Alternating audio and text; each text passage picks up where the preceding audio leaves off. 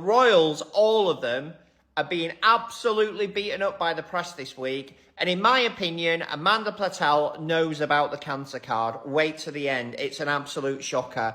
Katie's back, but is anyone bothered?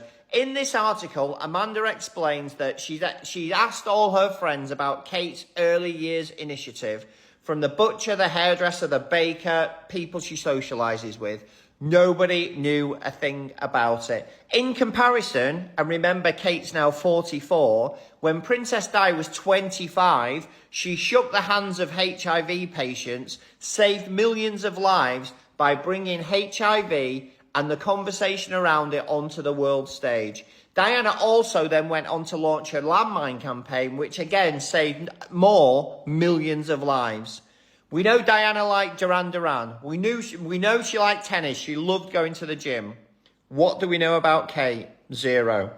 But the shocker in Amanda's article is almost insisting that Kate uses her horrendous cancer ordeal to back female cancer charities and use Kate's experience of going through cancer to help other people.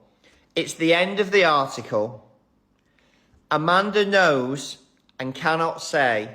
She knows what a lot of people think, and she's literally pushing Kate to use her cancer experience in a Princess Diana way to do some good. My opinion's not important, yours is. Tell the world what you think. Wow, well said, Martin Gold. Let's begin with this question. What has Catherine, Princess of Wales, actually done? And the fact that this question is now being asked out loud, yes, that's a problem. Because before, this was internet talk, group chats, comment sections. That one friend always says the quiet part out loud. Now we've got people like Amanda Platel basically going, let's just ask regular folks. And regular folks, we got nothing. That's not hate, that's worse. That's when people aren't even mad, they're just confused. Look at it like this. If someone tells you for 10 years that a restaurant is the best in the city, 5 stars, elite, top tier, then you finally go there and ask, so what's the signature dish? And the waiter says, vibes.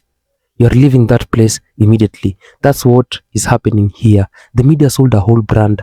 Grace, calm, future queen energy, cool. But where's the main dish? Where's the thing people can point and go, yes, that, she did that. And this early childhood campaign everyone keeps mentioning, ask around. The butcher, blank stare. The hairdresser, shrugs. Your cousin is always online, even they don't know. That's very wild. Because if something is actually hitting, people know it. You don't need a press briefing. Compare that to Diana, Princess of Wales, and yes, here we go again. Diana walked into rooms people were scared to enter. She shook hands people were told not to touch. You did not need Google, you just knew. Now we are Googling, we are asking around, we are squinting like, wait, did I miss something? And here's the part that hits regular people the most.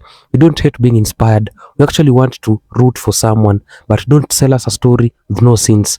Don't give us a trailer for 10 years and never drop the exact movie. The palace thought staying quiet equals staying safe. No, silence doesn't build connection. It builds distance. And people don't bond with distance. They scroll past it. So now the spell is breaking a bit. Not dramatically, not overnight, just slowly. People asking simple questions, not getting answers, and moving differently after that. And once regular people stop feeling something, it's over. Because you can't force emotional investment. You either give people a reason to care or you did not. Right now, it's looking like a whole lot of build-up for a performance nobody can actually remember. Amanda Platel did not come with smoke. No conspiracy board, no dramatic music. She just did the most basic thing possible. Hey, what is Catherine, Princess of Wales' big project actually about? And the street said, we are not sure. That's not even embarrassing in a loud way. That's the quiet embarrassment. The kind where nobody laughs but everybody looks at each other like, wait, seriously? Because think about it. This early childhood thing has been pushed for years. Headlines, photos, serious faces, clipboard energy. You'd think people would at least know one thing. A sentence, a slogan, yeah, it helped with this, but no, it's giving, I've heard of it, I think, maybe. That's like promoting an album for a decade. Interviews, billboard, hypes, then someone presses play and there's no sound, just silence. And here's what hits regular people differently. We're not expecting miracles, Nobody's saying she needs to change the whole world overnight. But if something is your main thing, your headline act, people should be able to explain it without needing a PowerPoint. Because real impact leaks into everyday conversations. It shows up in random chats, at the barber shop, in the taxi, at your auntie's house. Someone goes, yes, that program helped with X, Y, Z. That's how you know it's real. But this is like asking, what does that company actually do? And everyone replies, they have a nice logo. And the worst part, all that effort for this result, all the planning, all the photo ops, all the this is her life's work talk, only for the public to hit you with, yes, we don't get it. That's when you realize it wasn't built for understanding. It was built for appearance, for PR theatrics, for PR fluff. Look busy, look thoughtful, look important, but don't actually make it too clear, too measurable, too real. Problem is people aren't dumb anymore. You can't keep selling depth if nobody can find the bottom. At some point, folks are going to tap the glass and go, is there anything in here? And once that question lands, it sticks because now every headline sounds different. Every new appearance gets side-eyed. At the end of the day, this whole situation is a reminder. You can't outsource meaning. You can't PR your way into impact. People don't need perfection. They need something they can recognize. Right now, it's looking like a whole lot of effort went into wrapping a gift. And when people finally opened it, there was nothing inside but a tissue paper. Diana did not need a press team to explain her. She walked into an HIV ward during peak fear and touched people everyone else was scared of. No gloves, no drama, just human. And the whole world went, oh, that's it. That's impact. Now fast forward, you got Princess Catherine of Wales being promoted like she's carrying the emotional weight of the monarchy. Cool. So naturally people ask, where is the moment? Not the photos, not the outfits, not the she attended. The moment, because regular people understand something the PR machine keeps missing. We don't bond with perfection. We bond with risk. We bond with, oh wow, she really did that. Diana stepping into landmine fields. That wasn't safe. That wasn't polished. That was borderline. Are you serious right now? And that's why people locked in. Meanwhile, today, everything feels supervised. Like a school trip. Okay, everyone smile, stand here, don't say too much, say this. It's giving, please don't mess up the brand. And look, nobody's saying everybody needs to be Diana. But if you're gonna be sold as this once in a generation figure, people expect at least one thing that hits, something messy, something bold, something that makes people feel in their chest. Because here's the truth regular people live by. If you don't stand for something visible, we assume you're just standing. That's why this comparison is very brutal. It's not even about who's better, it's about clarity. With Diana, you did not need instructions. With Kate, people are still asking for the manual. And in today's world, that's a big problem because attention spans are short. If people have to figure you out for years, they won't. They'll just move on. So now when both images sit side by side, one feels alive, the other feels managed. One made people feel seen, the other makes people squint like, wait, what am I supposed to be seeing? That's the real issue. Not hate, not drama. Just a very simple, very human reaction. We felt something before. Why don't we feel it now? And once people start asking this question, yes, no amount of polished silence is fixing it. Period. The media really did the most with this one. They took Catherine Princess of Wales and turned a list of hobbies into a whole personality. Tennis, photography, piano, early childhood. And they said it like that alone was supposed to shake the table.